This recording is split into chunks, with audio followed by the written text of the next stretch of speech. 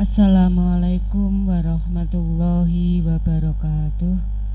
Anak-anakku semua, kita berjumpa lagi dalam pembelajaran bahasa Inggris daring. Semoga kamu semua tetap semangat, tetap sehat, hilangkan rasa malas, tetap mengikuti pembelajaran PJJ ini. Dan kita mari semuanya berdoa semoga pandemi COVID ini bisa hilang dan kita bisa melaksanakan pembelajaran dengan tatap muka seperti biasa. Mari anak-anak, sebelum pembelajaran kita mulai, marilah kita membaca atau berdoa dulu. Kita baca suratul Fatihah bersama-sama. Semoga dalam pembacaan doa ini nanti akan membawa berkah bagi kita semua, dimudahkan semua urusannya, kita selalu diberi kenikmatan berupa kesehatan, berupa rizki yang berlimpah oleh Allah Subhanahu wa Ta'ala, dan pembelajaran ini bisa berjalan dengan lancar dan kamu bisa memahami dan menerima penjelasan dari saya dengan mudah dan jelas. Berdoa mulai. A'udzubillahi minasyaitonirrajim. Bismillahirrahmanirrahim.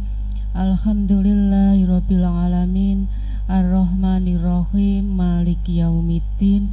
Iyyaka na'budu wa iyyaka nasta'in. Ihdinas siratal mustaqim. Siratal ladzina an'amta 'alaihim ghairil maghdubi 'alaihim waladdallin. Amin. Anak-anakku semua, sebelum saya menginjak pada pembelajaran yang kita lanjutkan materi minggu kemarin, saya ingin memberitahukan kepada kamu, ini merupakan sebuah pengumuman dari sekolah. Saya ucapkan terima kasih bagi anak yang sudah bergabung dengan bimbel yang diadakan oleh sekolah secara gratis. Ini dipersiapkan siapa tahu nanti pada saat kamu melanjutkan sekolah yang lebih tinggi, memasuki sekolah SMA atau SMA negeri, akan diadakan seleksi tes, berarti kamu sudah punya modal dengan mengikuti bimbel ini, ya. Nah, kemudian juga saya ucapkan selamat kepada anak-anak yang pada saat kemarin, minggu kemarin, mulai dari hari Senin sampai Kamis kita sudah melaksanakan tryout yang pertama, ya, 4 mapel. Di situ saya ucapkan terima kasih atas kerjasamanya dan saya merasa senang karena rata-rata dari tiap mapel itu cukup memuaskan, hanya bahasa Indonesia saja yang memprihatinkan. Anak-anak, tolong pada saat bimbel kerjakan semampu kamu. Kamu tetap harus berusaha belajar yang giat. Jangan kamu mencari bantuan ke guru les kamu sehingga yang mengerjakan guru lesnya atau kakak kamu atau senior kamu atau kamu mencari Google. Ini berarti menjerumuskan diri kamu sendiri sehingga kamu tidak akan bisa mengukur kemampuan kamu dalam memahami materi pembelajaran selama ini. Kalau itu memang murni dari hasil karya kamu sendiri, dari pikiran kamu sendiri, saya acungkan jempol 10. Saya sangat senang sekali. Kalaupun toh masih ada beberapa anak yang masih meminta bantuan, tolong untuk tryout yang selanjutnya jangan dilakukan, sehingga sekolah nanti akan bisa mengukur kemampuan kamu sampai di mana dalam menguasai materi pembelajaran selama ini. Ya anak-anak, bisa dimengerti ya? Bukannya Bu Nur merasa bagaimana ya, kurang senang atau bagaimana kok begitu aja dilarang, tidak. Ini hanya untuk semata-mata kebaikan kamu, kembalinya ke kamu sendiri. Kalau itu hasil karya kamu sendiri, jelas sekolah akan lebih bangga lagi kepada kamu, ya. Maka dari itu tolong apa yang sudah saya beritahukan di awal dicermati dan tolong dilakukan. Nanti minggu depan, itu adalah minggu ketiga, kamu akan melaksanakan tryout online lagi dengan jadwal yang sama, dengan jam yang sama, ya. Pembelajaran daring tetap berlangsung seperti biasa, biarpun nanti ada tryout. Kemudian setelah tryout minggu keempat bulan Februari, kamu kelas 9 waktunya tinggal sebentar lagi. Bulan April ndak sampai pertengahan itu kita semua sudah melaksanakan puasa Ramadan. Diusahakan oleh pemerintah pada saat puasa Ramadan kegiatan kelas 9 sudah selesai semua. Kamu nantinya tidak akan ada ujian nasional. Asesmen nasional juga diundur tahun depan. Maka dari itu, sekolah tetap sesuai SK dari Menteri Kemdikbud, Kementerian Dinas Pendidikan, dan dari Dinas Daerah, bahwa khusus kelas 9 tetap akan melaksanakan ujian tengah semester, ujian praktek, ulangan semester genap, serta yang terakhir adalah ujian sekolah. Maka dari itu tolong setiap ada pembelajaran harus tetap kamu simak, kamu perhatikan, kamu harus tetap rajin belajar, jaga kesehatan, karena tugas kamu untuk melaksanakan kegiatan ujian itu akan banyak sekali di depan mata. Ingat ya, ini Februari sudah minggu kedua. Maka dari itu minggu ketiga nanti bulan Februari kamu melaksanakan tryout yang kedua. Minggu keempat dari bulan Februari kamu nanti akan melaksanakan ulangan tengah semester. Ulangan tengah semester nanti tergantung dari guru mapel kamu masing-masing. Sekolah tidak akan memberikan soal secara online, tetapi diserahkan di gurunya mapel masing-masing berupa tugas. Entah itu tugas uraian, tugas produk, tugas project, itu semuanya tergantung dari guru mapel masing-masing.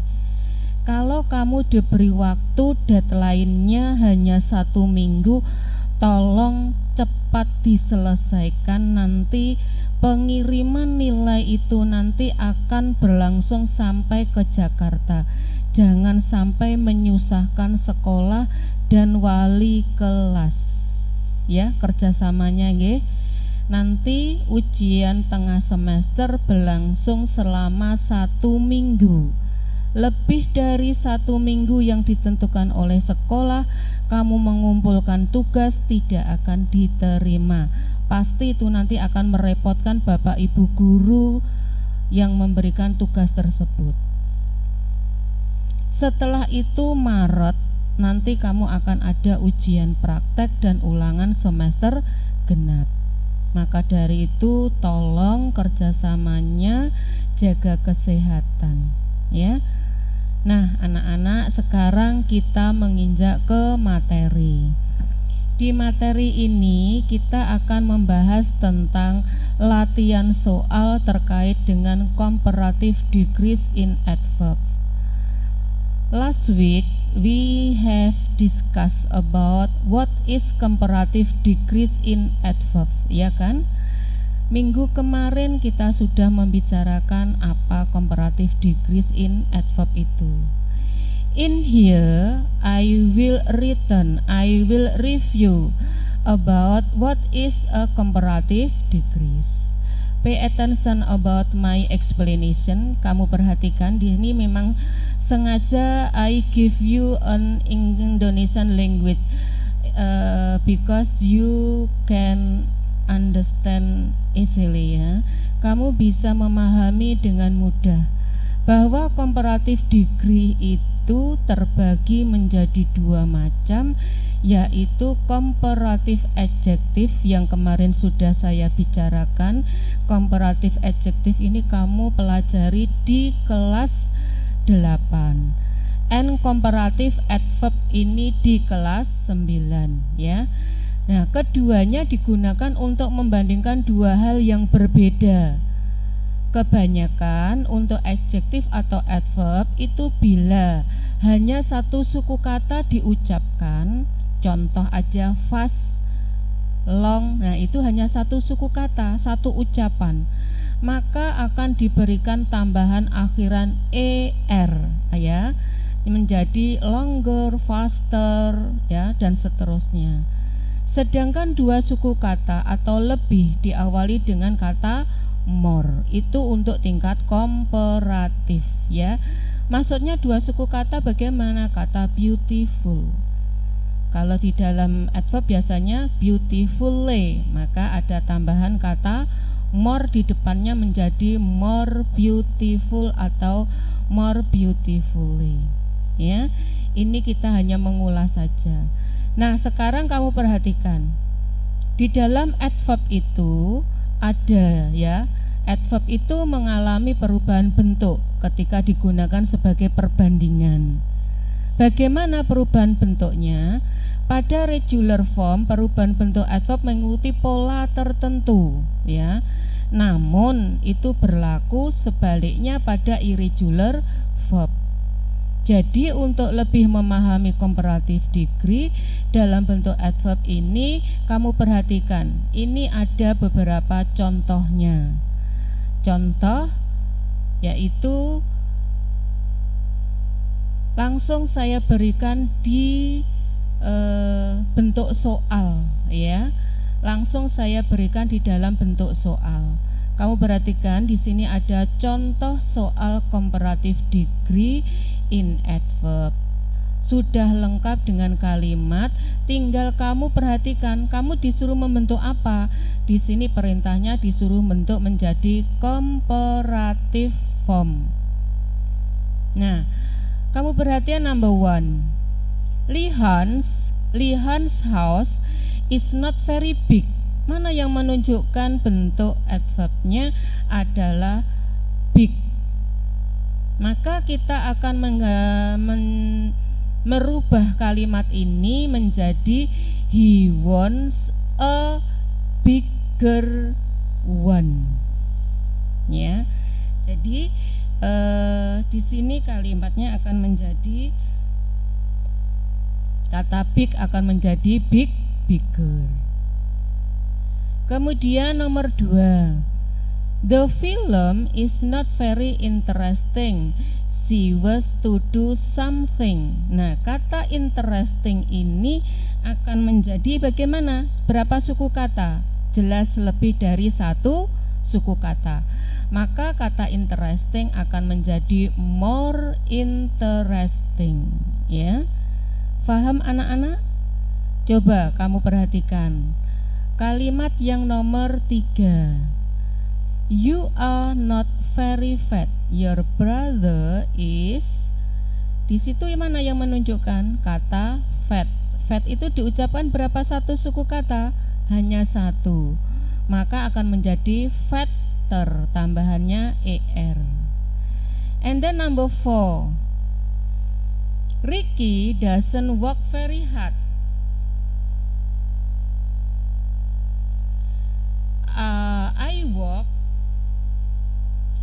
I work apa isinya? Kata very hard, hard menjadi harder. And then number 5. My sofa is not very comfortable. Ya, my sofa is not her comfortable. Ini kurang ya, her sofa itu maksudnya ya. Her sofa is comfortable itu diberikan menjadikan bagaimana comfortable? Berapa suku kata? Lebih dari satu suku kata. Maka comfortable diberi tambahan more di depannya. More comfortable. Understand anak-anak? Ya. Coba kamu perhatikan di sini. Di sini ada 10 soal. Tadi kita sudah membahas bersama-sama mulai dari number 1 until number 5. Now number 6 until number 10, please do it. I give you 2 minutes.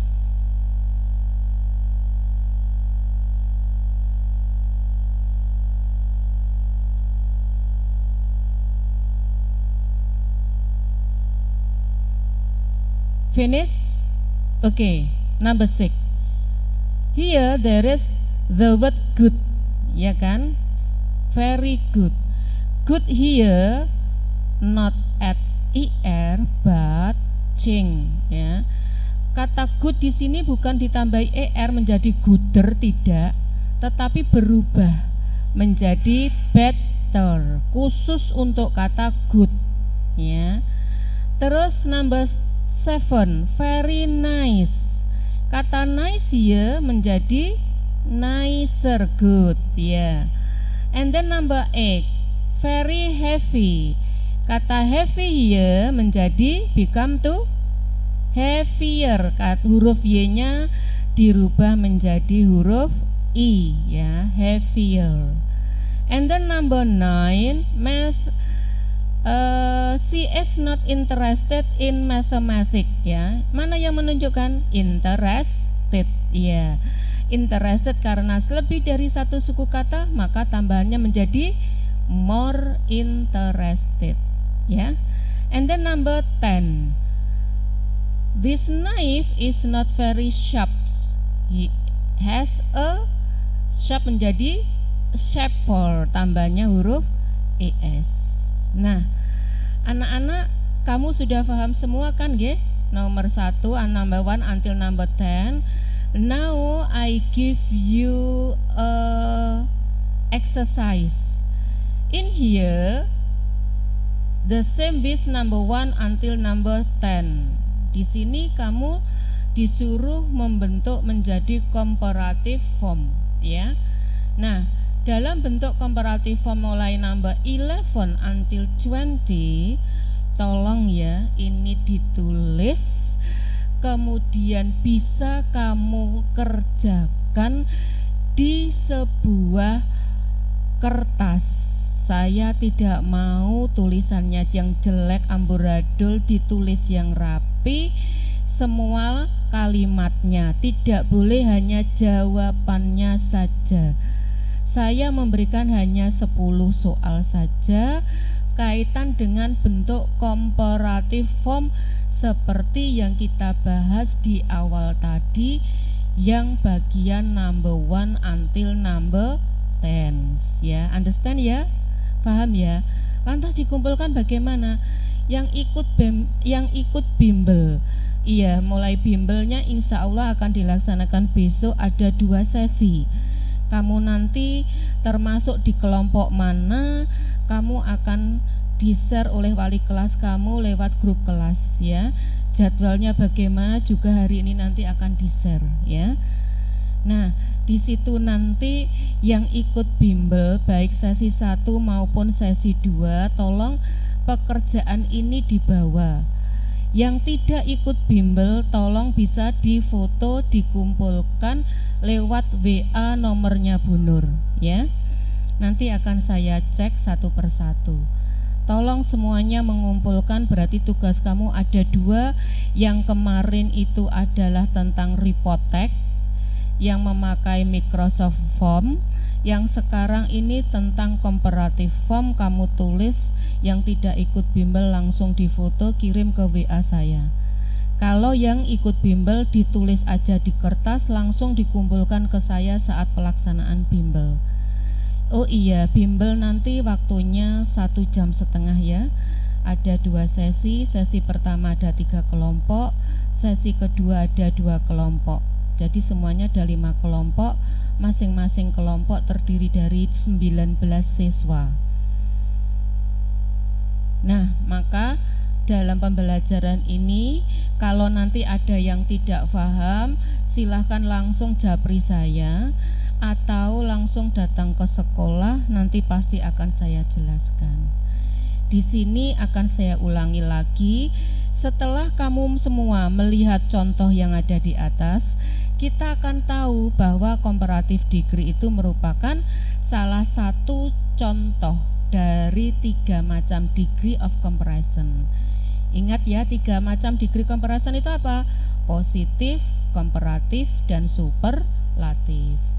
Ada 2 macam comparative degree yang harus kalian ketahui, yaitu comparative degree in adjective sama comparative adverb ya. Nah, penjelasan di atas merupakan comparative degree adverb. Ingat ya, comparative adverb. Terus kebanyakan adjektif atau adverb itu bila hanya satu suku kata, diingat-ingat hanya menambah kata er saja. Sedangkan bila diucapkan itu lebih dari satu suku kata, maka penambahannya kata more. Paham ya anak-anak? Terima kasih atas perhatiannya. Tolong yang belum bangun cepat dibuka, yang cepat bangun dibuka FB-nya. Kamu cermati semuanya mulai dari awal sampai akhir. Saya selalu berdoa kepada kamu semua, semoga murid-murid Bu Nur semua khususnya kelas 9 menjadi anak yang soleh dan solehah, anak yang sukses di dunia maupun di akhirat. Selalu diberi kesehatan, jaga kesehatan supaya kita semua terbebas dari pandemi COVID ini ya. Terima kasih atas perhatiannya. Kita akhiri pembelajaran ini dengan hamdalah. Alhamdulillahirabbil alamin. Wassalamualaikum warahmatullahi wabarakatuh.